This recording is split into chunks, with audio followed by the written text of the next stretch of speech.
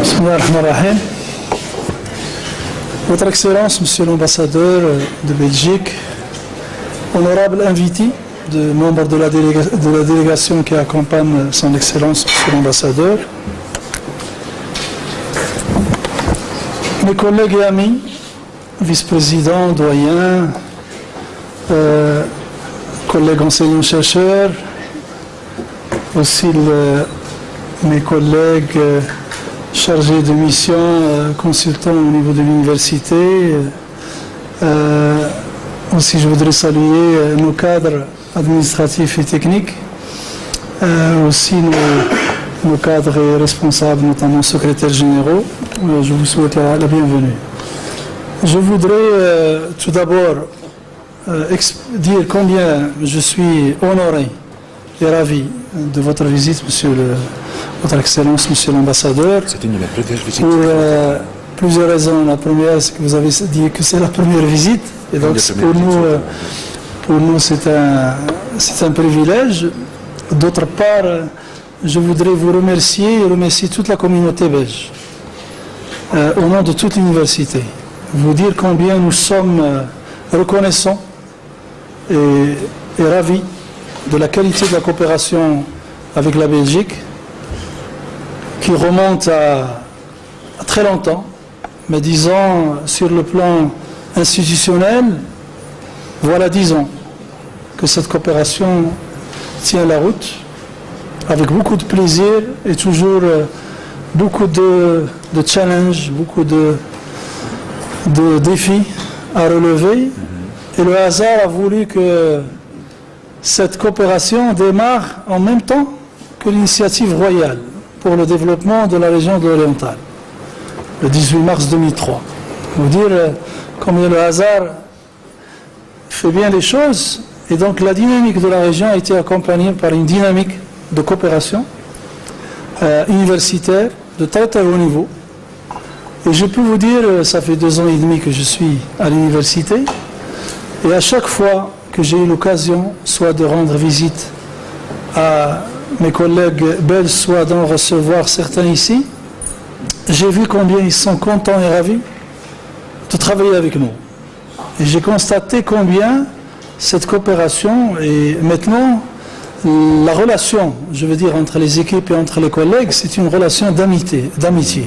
Donc il y a une relation profonde de respect mutuel. Nous aurons l'occasion, Votre Excellence, de vous présenter professeur Hacht, chargé de la coopération avec la CUD, va vous présenter un résumé qui retrace cette coopération. Mais je voudrais vous dire combien nous sommes heureux aujourd'hui de pouvoir passer peut-être à une autre phase. La Belgique, et on la remercie parce que la Belgique, c'est un pays qu'on respecte énormément, avec qui on a beaucoup de relations historiques. Et je peux vous dire personnellement que j'ai profité et j'ai bénéficié, disons, du soutien de la coopération belge, déjà quand j'étais étudiant à l'école Mohammedia des ingénieurs à Rabat. Et je peux vous dire qu'une grande partie des professeurs qui m'ont enseigné étaient belges, notamment de Liège en particulier, dans le domaine de l'ingénierie. Vous dire aussi que la première fois que j'ai touché un ordinateur, c'était sur l'ordinateur qui a été un don de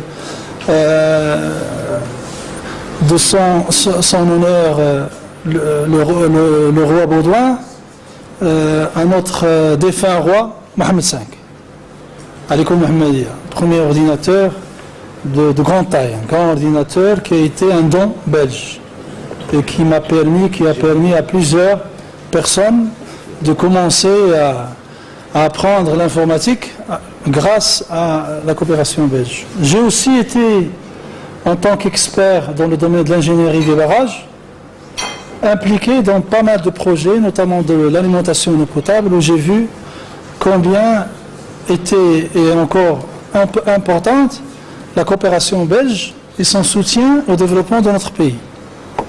Ce ne sont que quelques exemples, Mais je voudrais pour tout cela vous remercier, Monsieur l'ambassadeur, et remercier la Belgique. Je voudrais aussi dire, pour le futur, notre université aujourd'hui est parmi les universités qui sont respectées au niveau national, puisque nous sommes au 3e rang. Nous sommes aussi au 10e rang maghrébin. Mais on a encore beaucoup de chemin à faire. Aujourd'hui, on a dépassé le cap de 50 000 étudiants. On a presque 1000 enseignants, 1000 cadres administratifs et techniques. Nous avons 10 facultés et écoles dans tous les domaines. Nous sommes sur 3 campus, Oujda, Nador et Hoceima. À Nador, on a pratiquement une mini-université pluridisciplinaire avec plus de 10 000 étudiants.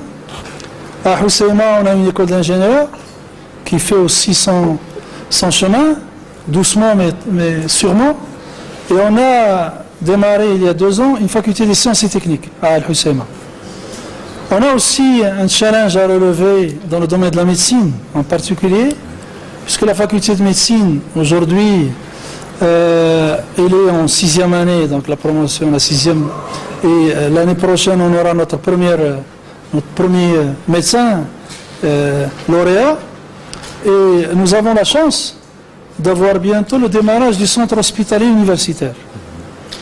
Donc moi, je suis serein de ce côté, dire qu'il y a un potentiel énorme dans le domaine de la santé. On a pratiquement recruté plus de 30 enseignants dans toutes les spécialités durant ces 2 dernières années, rien qu'en médecine, pour vous dire qu'il y a, et puis il y a un recrutement maintenant massif au niveau du CHU, donc il y a un potentiel énorme qui se dessine dans le domaine de la santé.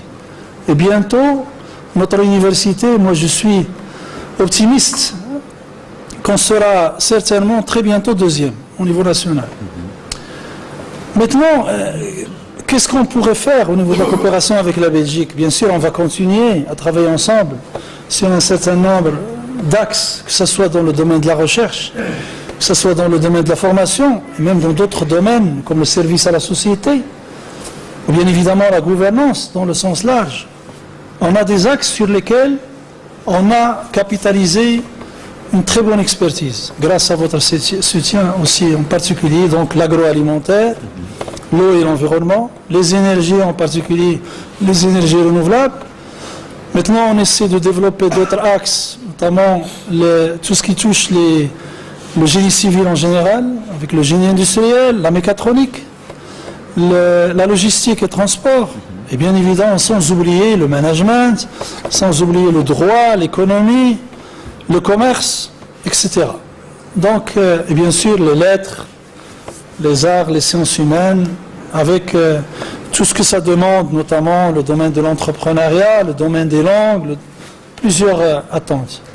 Je pense qu'aujourd'hui, et c'est quelque chose que nous avons présenté, mais qu'on n'a pas approfondi avec la CUD, je pense que s'il y a une université aujourd'hui, je le dis en toute sincérité, qui peut jouer le rôle d'un vrai hub de formation dans le domaine de l'enseignement supérieur sud-sud, grâce justement au transfert de compétences nord-sud, c'est bien notre université à la frontière avec le Maghreb, pratiquement sur la Méditerranée, et avec une ouverture pratiquement tous les axes qui s'ouvrent vers le centre. On a maintenant des autoroutes, on a des aéroports, on a des ports, notamment le port Ouest-Med à Nador, avec tout ce qui va se présenter, les investissements publics énormes qui se font au niveau du Grand Nador.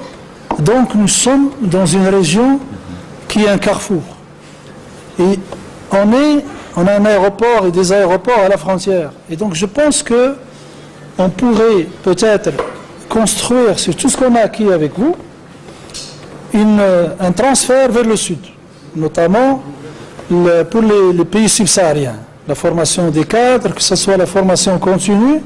On essaie de travailler dans ce sens, notamment en améliorant les espaces d'hébergement. Aujourd'hui, je ne pense pas qu'il y a plusieurs universités au Maroc qui peuvent héberger une centaine de personnes en même temps. Nous, on a aujourd'hui le potentiel de le faire, dans de très bonnes conditions. Je parle possibilités internes, intrinsèques à notre université. Je ne parle pas de ce qui existe au niveau des hôtels et tout ça. Et on essaie un petit peu de développer pas mal pour améliorer un petit peu notre qualité d'accueil et tout ça, pour que, éventuellement, si vous pouvez nous aider à mettre en place cette plateforme de formation, il y a un complexe universitaire technologique qui est en cours de construction, à côté de l'aéroport, à côté de la Technopole. Nous avons acquis là-bas un campus de 8 hectares, et dans un campus qui est dédié au savoir, qui est le campus du savoir, sur 28 hectares, on a avec nous le FPPT qui opère dans la formation professionnelle, on a avec nous le ministère de l'Emploi, on a avec nous, bien évidemment, d'autres opérateurs privés dans le domaine de l'enseignement supérieur qui s'installent progressivement, mais surtout, on a juste de l'autre côté de la route qui va vers Saïdia, une technopole dédiée vers les énergies renouvelables, vers l'offshoring, vers un certain nombre de métiers. Nous sommes en train de mettre en place une stratégie pour nous positionner au niveau de l'agropole. Donc on a soumis un projet et nous sommes en discussion avec nos partenaires pour mettre en place un campus à Berkane, à côté de l'agropole. Et bien évidemment, on a encore préparé un autre projet pour mettre en place un campus à Nador, puisqu'on a acquis 23 hectares à côté de notre faculté. Et ces 23 hectares, ils sont juste à côté du parc industriel de Selouane. Donc vous dire combien le potentiel de notre université est important, mais combien on a besoin, bien sûr, de votre soutien pour aller de l'avant. Voilà quelques points sur lesquels je voudrais vous faire part, Votre Excellence, Monsieur l'Ambassadeur,